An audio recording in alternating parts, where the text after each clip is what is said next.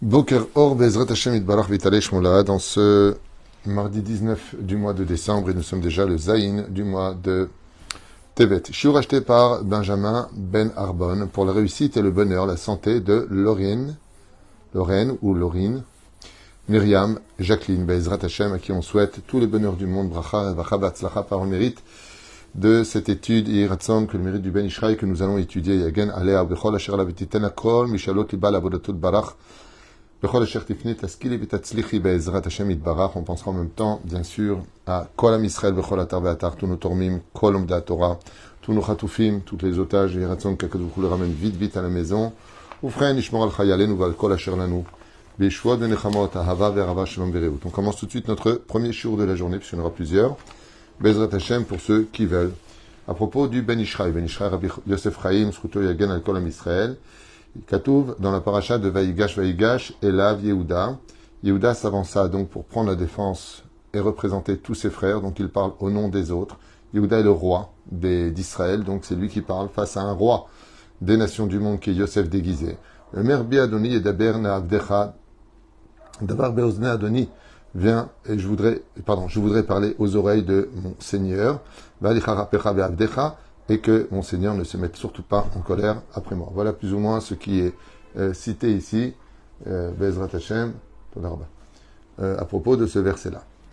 Rashi Akadosh, surtout Yagen comme Israël, Rashi, Rabbi Shlomo Yitzhaki, Evi Shne Perushim, les livrets Yehuda chez Amar, il a apporté deux explications sur place quand il vient et qu'il dit « J'ai besoin de parler aux oreilles du Seigneur ». La première explication qu'il dit c'est « Ki chamocha keparo » car toi tu es exactement comme Pharaon. Em vehem perushim chez Sotrim Zedze. Le perush arishon, le shevach, ve ki kamocha kefaro, et il dit que les deux explications de Rashi se contredisent l'un et l'autre. Un qui est positif et l'autre qui est négatif. Ki kamocha kefaro, car tu es comme Pharaon. C'est ce que lui dit Yehuda à Yosef. En d'autres termes, il lui dit que tu es aussi naze, menteur, arnaqueur, trompeur que Pharaon. Afal pishata rak mishne lamelech, même si tu n'es que le vice-roi et non pas le roi lui-même. Bechol zot chashuvata beenai, lo pachot mi pharaon. Et la deuxième explication, c'est que tu n'es pas moins à mes yeux que le roi lui-même, puisque vous savez que Pharaon avait donné son sceptre, il avait donné sa bague à Yosef Hatzadik. Seul le trône ferait la différence. Et encore un détail que nous explique le Midrash, c'est que c'était un honneur d'embrasser Pharaon, et seulement avec l'autorisation de Yosef, qui déciderait de qui peut embrasser Pharaon ou pas, les choses se mettaient en application. Veisha kolami, mon peuple m'embrassera que sur tes ordres. Donc on voit vraiment qu'en réalité, il était l'égal de Pharaon au niveau de ses pouvoirs. Bervodo beatzmo, et c'est ce que dit donc Rashi Akadosh. D'un côté, tu es exactement comme Pharaon, et la deuxième chose, c'est que pour moi, je t'estime au même niveau que Pharaon. Perouche, Shacheni, Lignai, Kemo paro shomer ve'en mekayem, car gamken ata maftiach Aftachot Rabot, ou Basof en Chamekem. Donc j'ai un peu devancé Rashi, je vous dis franchement. La première, c'est que tu es comme Pharaon à mes yeux. Je reviens un petit peu en arrière pour résumer tout cela. La première, c'est que Yehuda dit à Yosef, pour moi, tu es comme Pharaon. Et la deuxième explication de Rashi, c'est que tu es aussi menteur que lui, tu le ressembles comme deux gouttes d'eau. Voilà. Et sur ce, le Ben Ishraï pose une question, mamash, importante. Quelle était l'intention de le Choravin, Behemet, Aïta, Kavanato, chez Yehuda. Quelle était l'intention de Yehuda quand il a voulu dire ce qu'il a dit? Et pour expliquer ça, le Ben Ishraï va nous raconter une histoire pour illustrer un petit peu cette grande question, à savoir à propos des compliments et des gnaïs, c'est-à-dire que vous savez qu'on a une règle qui dit que fais très attention quand on te dit de bonnes choses, tu sais, tu es quelqu'un de bien, et tu es ceci et cela. En général, c'est souvent pour finir, mais ça va pas, et ça va pas, et ça va pas. C'est une règle qu'on a très souvent, et c'est une façon, Bezrat Hashem, de relever d'une certaine façon avant de détruire. Ce que je dis souvent d'ailleurs, quand on fait des réflexions ou des remarques à quelqu'un, ce serait bien que ce soit noyé dans un océan de compliments d'abord. Donc Yosef Hatzadik est devant lui, Yehuda lui dit, d'un côté, tu es comme Pharaon à mes yeux, tu es le plus grand du pays, Kolakavod, c'est que Dieu t'a mis à cette place, et de l'autre côté, il lui dit, mais en réalité, quand je dis que tu es comme lui, ce n'est pas que cela, c'est que tu as les mêmes vertus que lui, il est trompeur, il est arnaqueur, comme on l'a expliqué. Voici l'histoire du Ben Ishraï. dans son livre Od Yosef Chaim. Maaseh be'adam she'igia lifnei harav al menat she'ichtov alav mirtav bracha ve'amlatza. Un jour, un homme arriva près de son rab et lui demanda de lui écrire une lettre de référence, une lettre qui lui donnait d'abord la bénédiction et qui, en même temps, le désignait comme étant une personne valable et capable. Nissa harav leta'ut al kankano umatza kichlir rek mikol chokhma. Ach, למרות זאת, לא רצה לשלוח איש זה בבושת פנים. Le problème, c'est que le Rav, on lui demande de lui écrire une lettre de recommandation. On appelle ça un mirtav amlatza, donc de recommandation. Le problème, c'est que le Rav, il n'a pas envie de faire une lettre de recommandation à une personne qui est vide de toute responsabilité, de toute empathie, de toute... Donc c'était très, très, très compliqué de pouvoir lui faire une lettre de recommandation. Pourquoi? Parce que le Rav, il prend la responsabilité dans ce genre de situation. ולכן כתוב, כתב לו בהמלצתו, שאיש זה, et donc qu'est-ce qu'il écrit? Cette personne-là, אילו היה בימיו של אלישע הנביא, במעשה אשת עובדיה, השמן לא היה נעצר. Il a répondu comme ça de façon allusionnée. C'est très beau ce qu'il a dit. Le Rav a répondu, si cet homme-là avait vécu à l'époque de Elisha, le prophète, avec la femme donc du prophète Ovadia, vous savez que là-bas, cette femme avait beaucoup de problèmes de finances, ses deux fils avaient été pris à l'armée, il fallait les libérer en tant qu'otages. Et qu'est-ce qu'il a fait? Il a dit, apportez-moi tous les pots, même cassés, pour que je puisse, que vous puissiez mettre de l'huile, et elle ne s'arrêtera pas. Tant que vous aurez des pots, même s'ils sont cassés, même s'ils sont troués, l'huile pourra rester à l'intérieur et avoir un miracle. Et donc, c'est ce qu'il lui dit. Il lui dit, si lui, il avait vécu à l'époque d'Elisha, l'huile n'aurait pas cessé de couler. Pour dire quoi? Pour dire qu'il était aussi vide qu'une cruche dans laquelle on peut mettre de l'huile.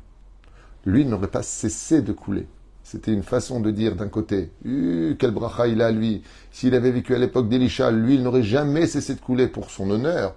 Mais de l'autre côté, celui qui comprend de façon très judicieuse les mots de cette phrase, ça veut dire quoi? À ce point-là, tu es une viche qui est crue, l'huile n'aurait jamais cessé de couler. Ça veut dire, toi, tu es une cruche, tu es tellement vide de l'intérieur que l'huile n'aurait jamais cessé de couler.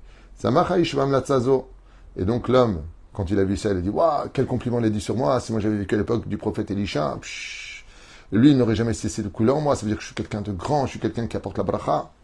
Et il montrait à tout le monde sa lettre en disant, vous avez vu ce qu'il a dit le Rav de moi?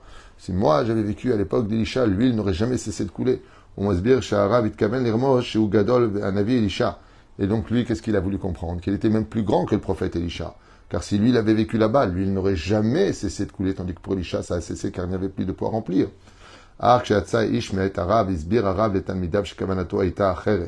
Seulement quand l'homme est sorti, alors qu'il se vantait à l'extérieur, regardez ce qu'a écrit le Rav sur moi, hein, eh bien, le Rav a dit, c'est dommage que les gens ne comprennent pas la finesse des mots dans les phrases que nous disons. Et il a dit, Shari Anavi Elisha Abirech et Eshet Ovadia, car le prophète Elisha avait béni la femme du prophète Ovadia, Shekolzman Shiu Kelim Rekim Lefanav, tant qu'il y aurait des ustensiles vides devant moi, Shemet Lo Yatser, lui ne s'arrêterait pas. Et quand toutes les cruches ont été remplies d'huile, alors elle s'est arrêtée. Et lui, je lui ai dit, si toi, tu avais vécu à cette époque, l'huile n'aurait jamais arrêté. Ça veut dire que tu es tellement grand dans le fait d'être vide de toute considération que l'huile n'aurait jamais cessé de couler en ton sein. Et c'était ça l'intention de Yehuda quand il a parlé à ce vice-roi d'Égypte. Là, vous apprendrez que nous, en tant que juifs, nous n'avons pas le droit de nous soumettre, nous n'avons pas le droit de faire des carpettes face à la situation. Surtout quand on est un homme de Torah, on n'a pas le droit ni d'avoir peur, ni de craindre quoi que ce soit.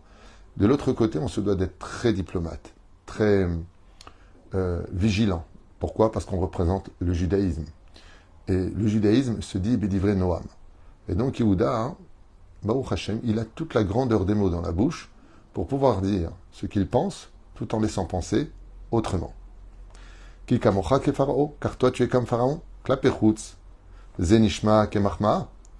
D'extérieur, ça ressemblerait plutôt à un compliment, alors qu'il n'est que le vice-roi et non pas le roi. Sha'af ou chashuv ou mechubad, car il paraissait donc important et honorable. Arbetor devarim tmuna tochecha kasha klapav. Et ça, c'est ce qu'a voulu dire Rashi. Rashi nous met en garde, il dit, n'apprends pas de Yehuda quand il dit ki kamocha ke Paro. Il est en train de lui dire, en réalité, une critique entouré de compliments.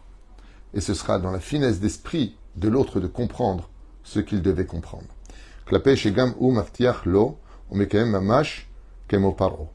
Ve'amevin yavin, et là il finit avec une phrase qu'on aime beaucoup utiliser en Israël, Ve'amevin yavin, et que celui qui veut comprendre, comprend. De là, vous verrez qu'on peut toujours comprendre un compliment comme une critique et une critique comme un compliment. En réalité, ce sera ta réception des choses qui te permettra de pouvoir donner, d'une certaine façon, les intentions à ce qui t'a été dit. Une personne, par exemple, qui est imbue d'elle-même, quand on lui dit si toi tu avais vécu à l'époque de Elisha, l'huile n'aurait jamais cessé de couler. Il ne s'est pas vu une seule seconde qu'on parlait de lui qui était vide, et donc l'huile n'aurait jamais cessé de couler dans cette cruche qui est sa personnalité. Mais lui, qu'est-ce qu'il a compris? Que Elisha, il n'a pas pu continuer, et lui, s'il avait vécu à cette époque, il aurait pu continuer. Ainsi donc, on peut comprendre les choses de plusieurs façons. C'est pour cela que j'insisterai beaucoup sur un nekuda, qui a malheureusement été la base de beaucoup de conflits dans les familles, dans les relations sociales et autres, c'est les intentions. Je me suis moi-même heurté d'une certaine façon à une situation ressemblante à celle-ci, où j'avais dit de quelqu'un Baruch Hashem, il revient le jour où les autres partent en vacances. Donc ça lui fera des grandes vacances. Et quand je l'ai dit avec une intention pure et non pas avec une critique. Mais ça peut être aussi compris comme étant une critique. Quoi, il a pris des vacances avant pour arriver en vacances le jour où tout le monde part en vacances? Non, mon intention était de dire Magialo, de grandes vacances, parce qu'il s'est beaucoup donné. Faire très attention aux intentions. Moi, ce qui me tue le plus, c'est avec tous les réseaux sociaux, vous savez, les SMS, les WhatsApp. Alors des fois, tu écris des phrases, et puis on peut très très bien le prendre, mais aussi on peut très très mal le prendre. Parce que le ton qu'on va utiliser va donner, en fin de compte, le rythme à l'intention.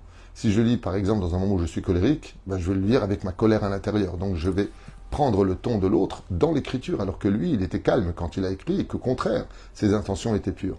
C'est pour cela qu'il est impératif de comprendre que dans le judaïsme, ce qui importe le plus au travers des mots, c'est les intentions. On peut dire à une personne un mot qui paraîtrait complètement déplacé, mais en réalité l'intention était pour le replacer. Et on peut dire des choses à une personne pour l'honorer d'apparence, alors qu'en réalité on se moquait de lui. Il faut être très fin d'esprit, et avant de se fâcher, ou avant de rentrer dans la colère face à ce qui a été dit, juste pose la question.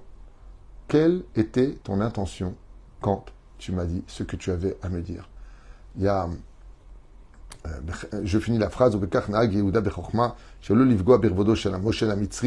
Yehuda a dû faire très attention car il y avait beaucoup de soldats égyptiens, de ministres égyptiens dans la salle d'audience.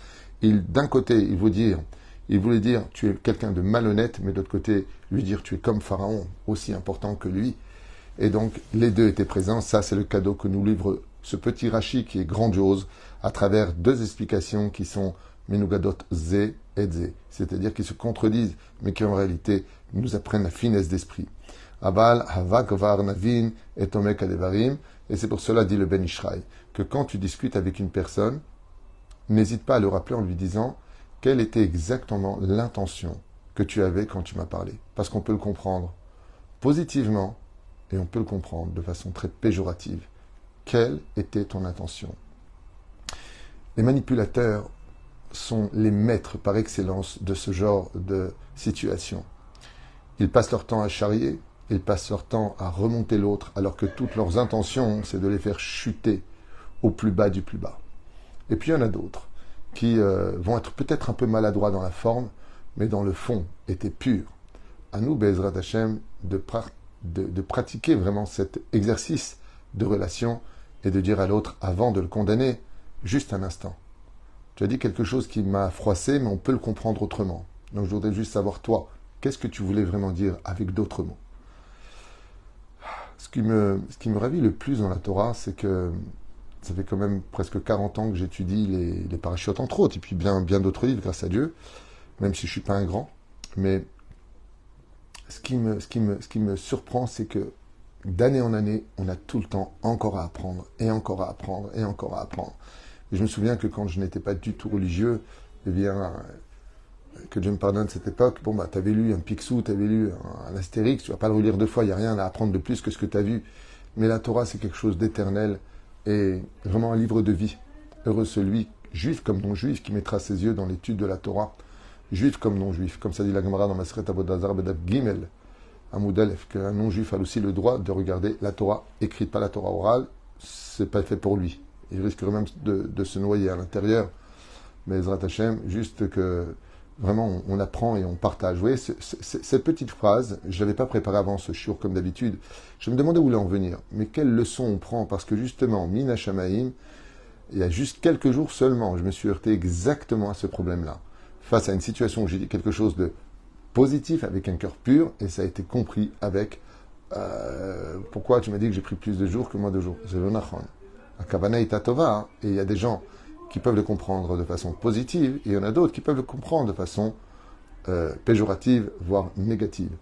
Mais ce qui compte, c'est l'intention. De l'autre côté, vous savez que dans la relation, il y a le fond et la forme. Très souvent, les gens qui ont raison dans le fond, dû à des émotions non contrôlées, vont se donner tort dans la forme des mots. Mais la reine Bezrat Hashem n'oublie jamais que la forme des mots donnera l'intention du fond de ta raison. Donc trouve toujours les mots avant de parler et les gestes de telle façon à faire comprendre que dans tout ce que tu vas dire à l'autre, il y a de l'amour. Et si tu as une réflexion à faire, tu le regardes. Malgré tout, j'ai une réflexion. Donc là, tu sais que c'est une réflexion parce que juste avant, tu lui as fait comprendre que tu l'aimais. Et comme le disent nos chachamim, ayotse min alev nichnas lalev. Quand le langage sort du cœur, il pénètre le cœur de l'autre. Baruch Adonai l'olam, amen amen. Il y a tout de suite un shiur qui m'a été demandé, d'ailleurs j'en profite pour vous le dire dès maintenant, en souhaitant que cette étude que nous venons de faire par mérite du Ben Ishraï à Teret Roshi, Laurine, Myriam, Jacqueline, beaucoup de bonheur par le mérite du Ben Ishraï et cette étude qui est loin d'être un petit cours. Je vous affirme que c'est un cours important à partager. Bezrat Hashem, Yitbarach. Et nous allons maintenant étudier un autre sujet qui n'est pas moins important sur qu'est-ce qu'un vrai tzaddik dans ce monde. Je suis racheté par Eli Malka pour la suite. Bezrat Hashem. À tout de suite dans un instant. Kol Tov et Litraot.